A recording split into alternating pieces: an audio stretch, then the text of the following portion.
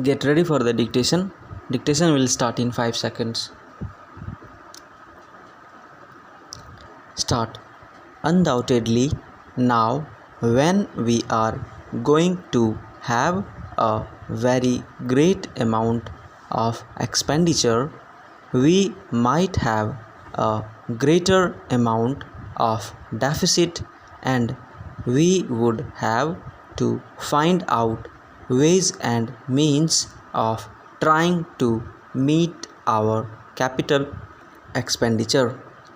Some members have pointed out that deficit financing is good. Others have pointed out that it is poison. One honorable member who preceded me pointed out that it could be taken like a tonic. Now, I am not willing to enter into the merits of deficit financing or demerits of deficit financing in an academic spirit. The time has now come when we should face realities. I do suggest that we have to indulge in deficit financing, because without indulging in deficit financing, it would not be possible for us to indulge in capital expenditure on such a large scale. But when we are talking of the scope of deficit financing, I would like to place before the House and the Finance Minister the two great limitations which face us. The first limitation that faces us is that concerning the internal price level. The Honorable the Finance Minister referred to the cost of living. He said that he was going to keep a watch over the cost of living so that it may not shoot up within a short period and make a mess of the plans of capital development.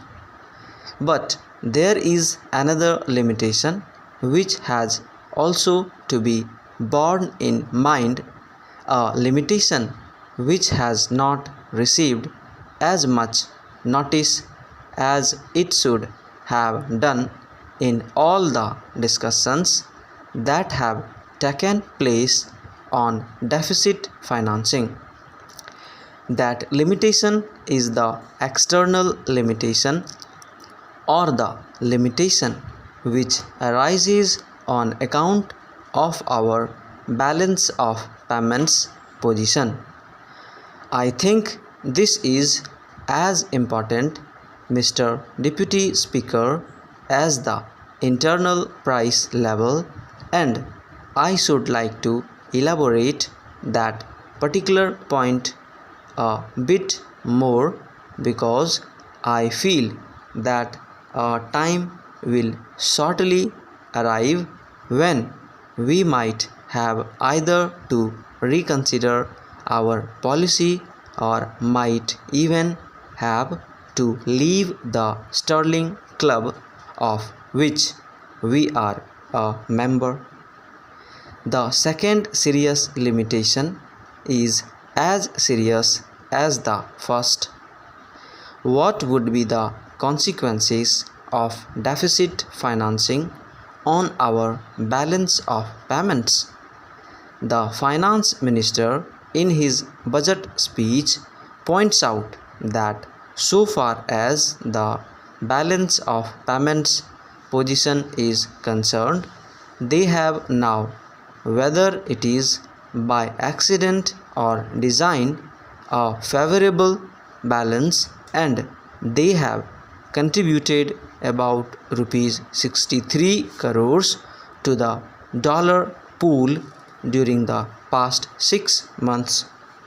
But the moment we indulge in deficit financing, we have to be prepared for worsening of our balance of payments.